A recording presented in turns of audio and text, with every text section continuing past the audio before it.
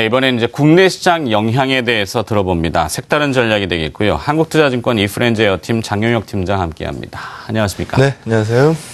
자, 미국 정치권의 이야기들 계속 시시각각으로 변하다가 결국에는 어느 정도 시장의 예상대로 네. 극적인 타결 이런 이야기들이 나옵니다만 앞서 손성원 교수 이야기하신 바 한시적이라는 의미를 또 있죠. 폄하할 필요는 없겠습니다만 국내 시장 영향도 궁금합니다.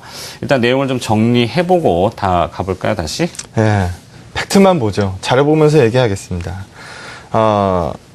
연예인들도 대중의 인기를 먹고 삽니다. 근데 정치인들도 마찬가지죠. 대중의 표를 얻지 못하면 정치 활동을 할 수 없습니다. 이번에 공화당이 거의 백기투항 할 수는 없으니까 끝까지 버텼으나 벼랑 끝에서 손잡은 꼴이고 아까 전에도 안내를 받으셨겠습니다만 한시적인 아닙니다. 이제까지 여러 번 있었던 일이고요. 이 부분을 굳이 낮춰서 말할 필요는 없겠습니다만 이 이슈로 인해서 슈팅을 보일 수 있다. 거대한 상승을 몰고 올 수 있다. 이렇게 말씀드리기도 조금 부족한 건 사실입니다. 자료 한번 보시면은요. 지지율입니다. 지금 갤럽에서 조사를 했고요. 90년대 이후에 최저 지지율을 찍고 있습니다. 이게 공화당 지지율이 소위 괜찮은 시절에는 60% 넘어가는 높은 지지율도 있었습니다. 근데 지금 보게 되면은 굉장히 낮아졌죠. 그리고 이거를 떠나서 난 진짜 공화당 정말 싫다라고 얘기하는 비호감도도 보시게 되면 62%입니다. 그러면은 이번에 정치적 불협화음에 대해서 상당 부분 대중들의 표를 잃었다라고 보시면 되거든요. 그래서 어느 정도 예상은 했었죠. 파국으로 몰고 가지 않을 것이다. 그리고 셧다운은 이제까지 18번째 일어난 사건이었습니다. 연방정부 폐쇄, 폐쇄라는 단어가 주는 거부감이 있긴 합니다만 어느 정도 그들에게는 일반적인 일이었고 이 디폴트라는 거는 전혀 차원이 다른 문제인데 보시는 것처럼 파국으로 몰고 가지 않았습니다. 그리고 이번에 논란의 중심에 서 있었던 게 오바마 케어예요. 근데 오바마 케어를 좀 생각해 볼 필요가 있는데 그렇게 나쁜 건 아니죠. 지금 OECD 가입 국가들 중에서 전 국민 의료보험을 실시하지 못하고 있는 국가가 미국이 유일합니다. 그러면은 민주당의 입장도 이해가 가고요. 지금 공화당의 입장도 이해는 갑니다만 이번에 그 부분을 놓고 일종의 정치적 싸움이었죠. 민주당의 공약이었기 때문에 그 부분을 끝까지 좀 공격해 보고 싶었던 것으로 보여집니다. 그런데 한번 볼 점은 아까 전에도 잠깐 말씀이 드렸습니다. 이게 처음 있는 일이 아니라는 거죠. 다음 자료를 한번 보시게 되면 계속적으로 한도는 올라갑니다. 계단식으로 계속적으로 올렸다는 얘기예요. 이번에도 2월 7일이었죠? 2월 7일까지 한시적인 아닙니다. 그러면은 그 데드라인이 또 오기 전에 이 비슷한 그 진통이 반복될 가능성도 상당히 높거든요.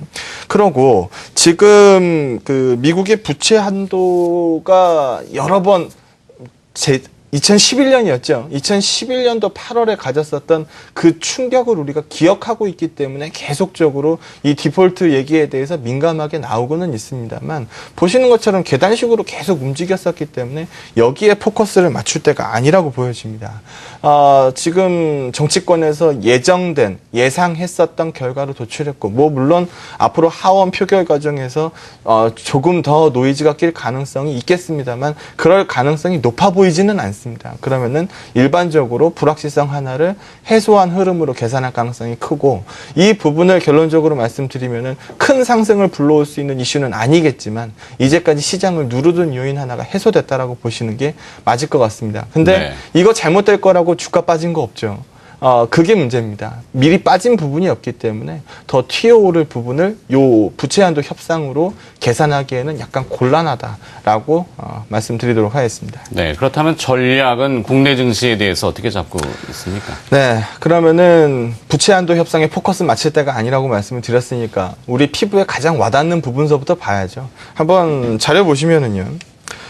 외국인들의 현물이 신기록을 세우고 있습니다.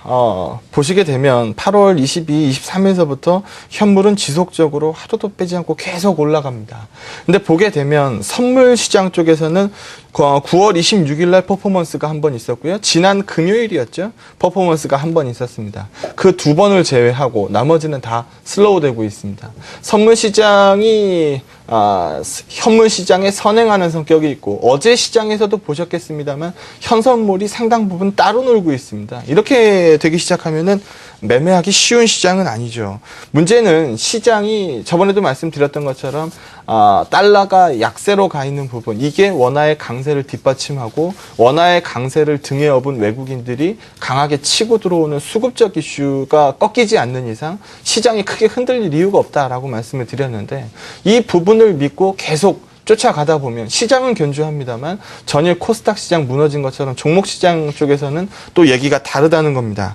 12년도 고가를 갱신하고자 하는 움직임을 보이고 있는 상황에서 거래대금 추이 한번 보시죠. 최근에 2000포인트 공방전을 한 달 넘게 벌였습니다. 그리고 나서 2000포인트 이상으로 치고 올라왔어요. 지금 10월 10일 이후서부터 움직임을 보시면 될 것 같은데, 그때 거래대금 추이를 한번 보시면 좋을 것 같습니다. 2000포인트 공방전 보일 때 거래대금이나 지금 거래대금이나 틀린 게 없습니다. 거래대금은 수반하지 않고 올라왔어요. ADR은 더 빠졌습니다. 그러면 거래소 일봉 추이로 봤을 때 지수는 어느 정도 저항선을 뚫어내려는 시도를 보였지만 밑에 있는 ADR은 크게 빠졌다는 얘기거든요. 이런 경우에 통상적으로 좀 어려워진 경우가 굉장히 많았습니다. 외국인들의 수급표를 일단 믿고 있습니다. 달러가 약세에서 계속 움직이고 있고, 이번에 계속된 논란으로 인해서 저번에도 한번 언급드렸던 것처럼 테이퍼링 이슈가 내년 3월이나 돼야 진도를 낼 수 있을 것으로 보여집니다. 그러면 달러가 갑자기 변할 가능성은 없죠. 크게 무너질 시장은 아닙니다. 하지만 지금 시장에 시험으로 예를 들면 시험 문제가 다소 좀 점점 어려워지고 있고 종목 골라내는 게 만만치 않은 데다가 지금 저점 대비 올라온 폭도 상당 부분 있기 때문에 어느 정도 속도 면에서는 고민을 하고 넘어가시는 게 옳을 것 같습니다. 네. 자, 장 팀장의 이야기를 이렇게 쭉 들어보면은 그동안 뭐 여러 차례 이야기하셨지만 지수는 지수고 개별 기업과 그다음에 개인 투자자들의 수익은 전혀 별개의 문제 아니겠습니까? 네. 약간 좀 그것이 불합리한. 그쵸. 같이 올라가면 괜찮아요. 그렇죠? 그쵸. 근데 지수는 올라가고 수익률 안 나오면 개인 투자자들이 가장 속상해 하신단 말이죠. 자, 이제 뭐 전략까지 크게 들어봤으니까 섹터와 종목 전략, 이게 더 중요할 것 같습니다. 어떻게 보십니까? 예전에 차와정만 가는 시장이 있었죠. 그때도 우리 투자자분들 굉장히 힘들어했습니다. 얼마 전에 코스닥 르네상스라 그래서 코스닥 괜찮은 종목들 굉장히 폭발적인 시세를 줬죠. 근데 지금 코스닥 시장 굉장히 안 좋습니다. 저 개인적으로도 코스닥 시장을 응원하고 싶습니다. 실적 시즌이고 실적에 맞아떨어지는 종목들이 잘 맞아떨어지는 모습이 나왔으면 좋겠습니다. 근데 어제 뭐 CJ ENM 쪽으로 매도가 집중돼서 그랬기야 했겠습니다만 기관들의 매도가 1000억 원 가까이 찍혔거든요. 거래소 사이즈로 보면 곱하기 10해서 봐야 되니까 1조 원 판 효과입니다. 굉장히 많이 나갔죠. 코스닥 시장 쪽으로 응원은 하고 싶습니다만 지금 수급적인 이슈 앞에서는 장사 없습니다. 어느 정도 돌아 나오는 신호를 보고 배팅 나가시는 게 좋을 것 같고, 옥석을 가려놓는 작업은 필요하겠죠. 그래서 그런 부분들은 계속하셔도 좋을 것 같습니다. 지난주에도 말씀드렸던 종목이 고려 아연이었는데요. 어제도 금값은 뭐 나쁘지 않았습니다. 빠질 만큼 빠졌어요. 그리고 앞으로 금값 포커스로 볼 시점이 아닙니다. 그럼 고려 아연 계속 말씀드려야 될 것 같고요. 어제 뭐 SM도 그랬고 각종 게임주도 그랬고 많이 무너졌습니다. NHN 엔터는 외국인들의 매물을 기관이 받아내는 구조였는데 어제 투신권들이 좀 많이 벗어났습니다. 연기금은 그대로 받아냈고요.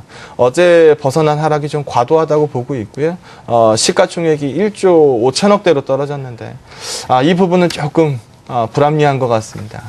안정적으로 이익을 내는 종목이 필요하신 분들도 계실 겁니다. 시장이 여기서 속도를 계속 내지 못한다라고 하면 경기 민감주들 쪽에서 추가적인 폭발이 계속적으로 나올 수는 없거든요.